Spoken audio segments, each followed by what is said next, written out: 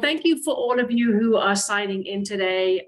Why we decided to do this is because risk management is becoming a huge issue for our organization. So if our coaches, our volunteers are not in compliance, that opens our organization up to all sorts of lawsuits, etc.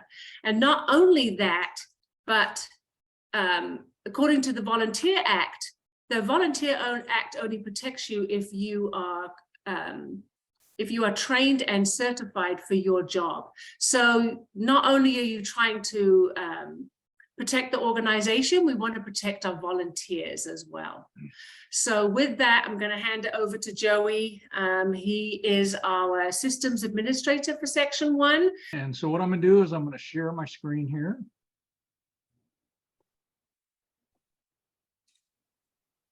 And hopefully you can see that. So basically starting with your own homepage, and you sign in to your account.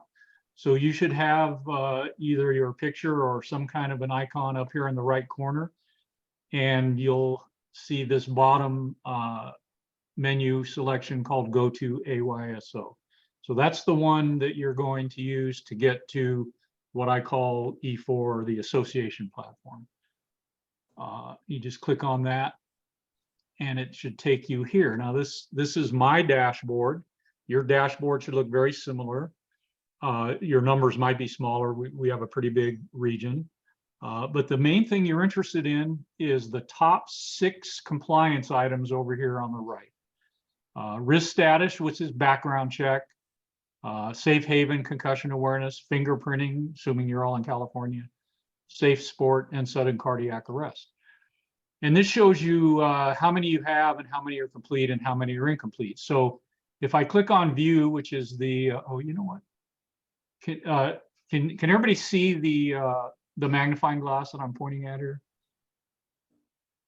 Yes, yes. Okay, because I'm on a big screen and I want to make sure you can see everything on here.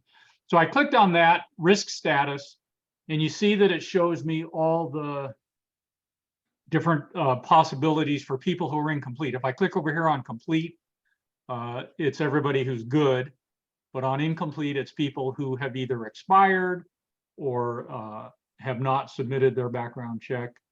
And you can sort here by the conditions. So for example, none, expired, it'll actually, I think, show you disqualified and things like that. So because of that, I'm not going to click on that one. But what I am going to do is go back to the dashboard and use Safe Haven as a better example. So the next one on that list was Safe Haven. So you see I have 124 people who have not completed Safe Haven. It's all none in this case because there's no other status. So if I wanted to email all 124 people and say, hey, I noticed you haven't completed your Safe Haven training, I can just click on this picture of an envelope up here, and you see it's checked every single person. Now, if I happen to know that Diana, who's my wife, is really just in here because I use her as a test and I don't want to bother her with an email, I can turn that off. Or you could just go and individually turn them on and off. So when you've got the list that you want to send email to, you come down to the bottom and say email selected members. And it gives you this email body, which you can just type in hi. And then if you want, you can say, use this macro, first name. You could even put a space and put last name if you want, or any of these other things that you might find useful. Thanks for volunteering. I always start with that. I notice you haven't completed Safe Haven. Now I may include in here instructions on how to complete it if you feel that's appropriate. But when you hit send, and I'm not going to do that because I don't want to bother these people at this point, it'll send the email to all the people that you had checked, and it'll replace these macros with the correct name for each person you send it to. So pretty easy to email each person. I'm going to go back to the dashboard.